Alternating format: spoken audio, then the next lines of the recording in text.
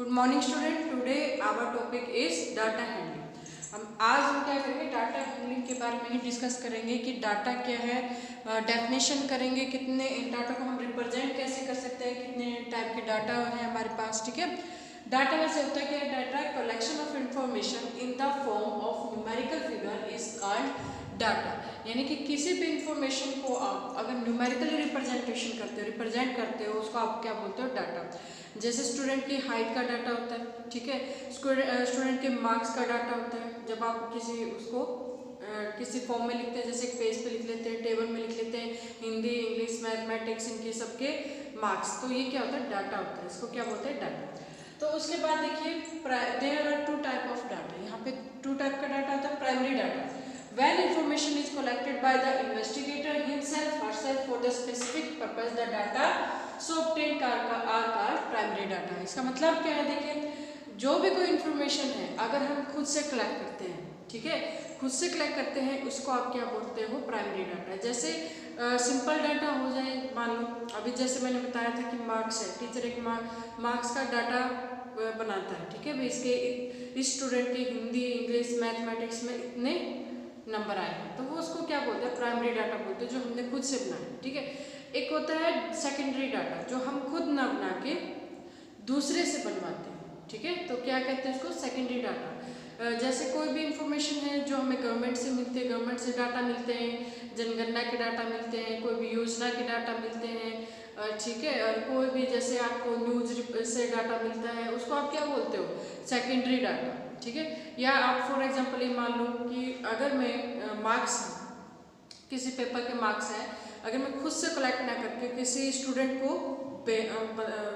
से क्या करूँ, कलेक्ट करवाऊँ, तो उसको आप क्या बोलते हो, जो स्टूडेंट ने मुझे डाटा दिए वो क्या होता, सेकेंडरी डाटा। ठीक है, फॉर एग्जांपल वैसे होता नहीं, वैसे आप जैसे गवर्नमेंट वगैरह से आपको जो डाटा मिलते हैं, या फिर कोई भी दूसरा कोई आपको डाटा देता है, ठीक है, इसका हम ये नहीं कह सकते कि ये करेक्ट भी होगा या इनकरेक्ट होगा। ठीक है, तो ये इसको आप क्या बोलते हैं, सेकेंडरी डाटा। ठीक, हमें उस पर ही आपको जो दूसरा ला के देता है उस पर ही विश्वास करना पड़ता है, उसको बोलते हैं सेकेंडरी डाटा।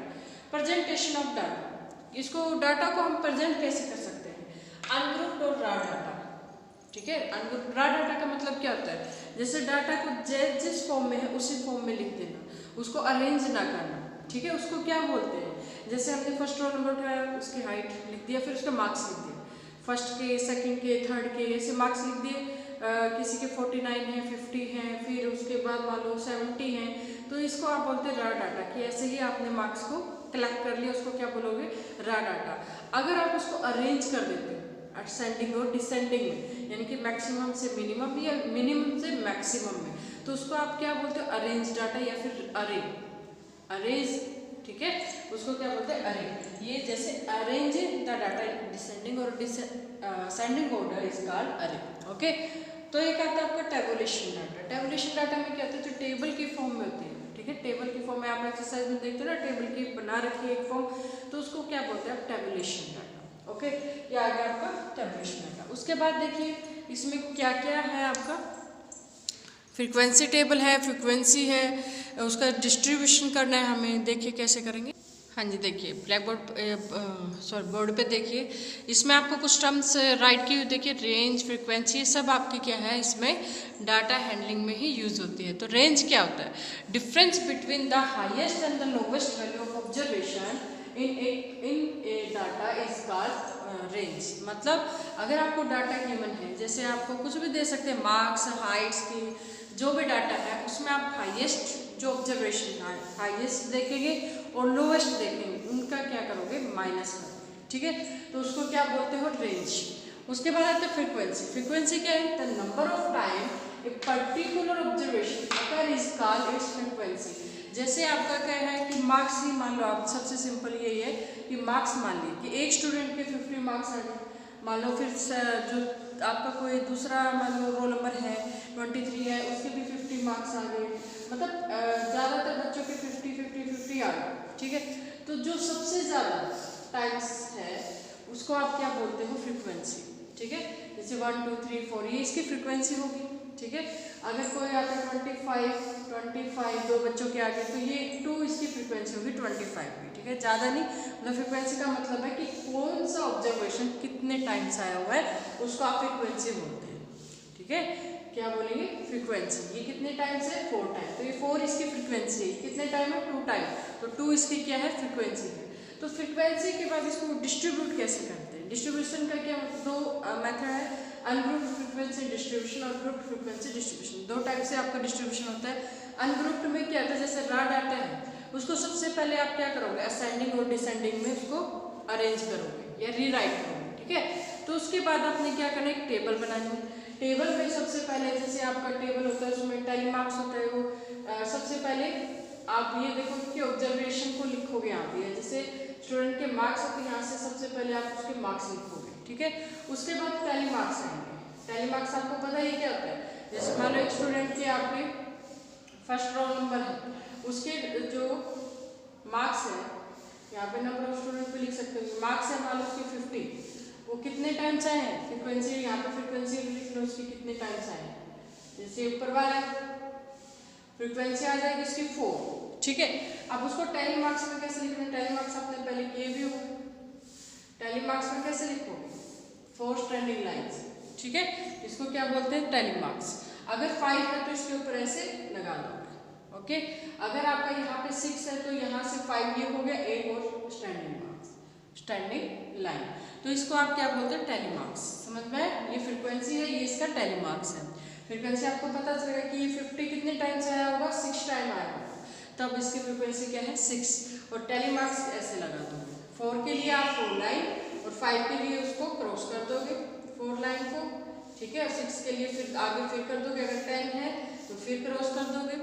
ठीक है, तो ये इसको क्या बोलते हैं आप, टेली मार्क्स। उसके बाद आता है कि ये दो टाइप की आपकी ग्रुप फ्रीक्वेंसी डिस्ट्रीब्यूशन के। अनग्रुप तो आपका यही है कि इसको आपको टेबल बनाना है, टेली मार्क्स फ्रीक्वेंसी टेबल, इसको आप क्या बोलते हो, फ्रीक्वेंसी टेबल। तो उसके बाद आता है grouped frequency distribution. Group frequency distribution में क्या होगा, ग्रुप फ्रीक्वेंसी डिस्ट्रीब्यूशन में आपका डाटा जो है वो प्रेजेंट होगा किसमें, क्लासेस में। क्लासेस का क्या मतलब, क्लासेस जैसे मान लो 0 से 10 हम क्लास ले लेते हैं, इसमें कितने स्टूडेंटों के मार्क्स आते हैं। ठीक है, मान लो आपके 0 से 10 में कितने स्टूडेंट हैं, 0 से 10 जिनके मान लो मार्क्स है, 0 से 10 में आपके 5 स्टूडेंट आएंगे। ठीक है, इसको आप बोलते हो क्लास। 10 से 20, 20 से 30, तो इसको क्या बोला जाता है, क्लास। ठीक है, तो ये होते हैं क्लास। उसके बाद आता है आपका 2 type of class, exclusive class, inclusive class. Exclusive class में क्या था, class interval where the upper limit do not belong to the class are called exclusive class. अब ये देखो कि क्लास इंटरवल क्या होता है।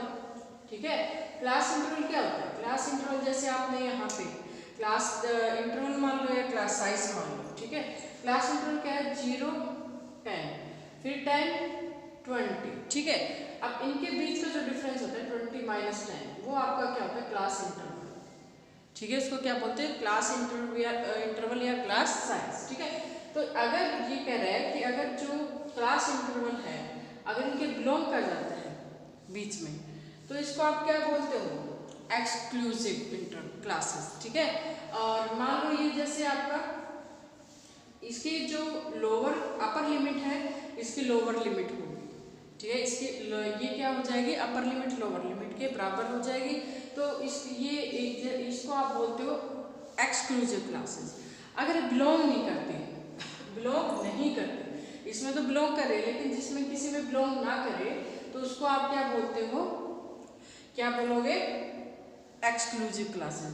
और इंक्लूसिव में बिलोंग करे, अपर लिमिट दूसरी अपर लिमिट जो है वो बिलोंग करेगी, जैसे 0 से 9। ठीक है, उसके बाद आप 10 से 19। ठीक है, आप ले सकते हो 10 से 19, उसके बाद 20 से 29।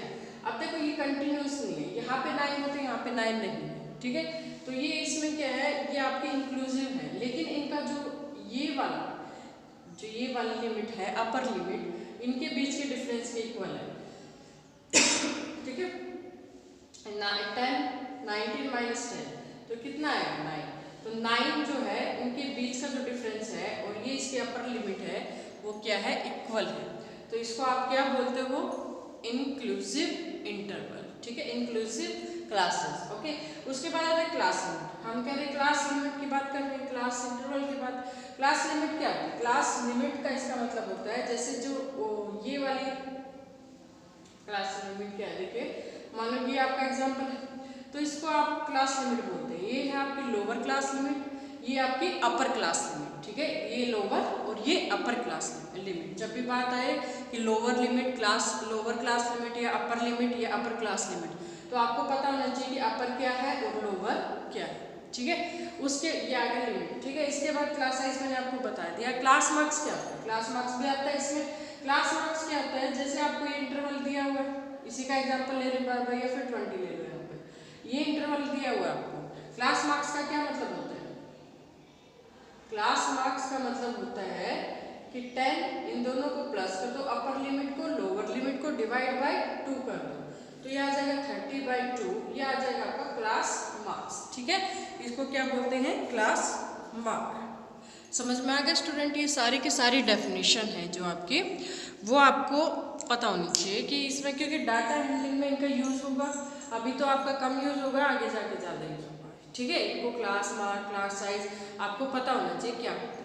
ओके स्टूडेंट, तो आज का वर्क क्या है, ये आपको डेफिनेशन राइट करनी है जो मैंने यहाँ पे राइट की हुई है, और उसके बाद उनको लर्न भी करना है। Okay, bye, thank you, have a nice day.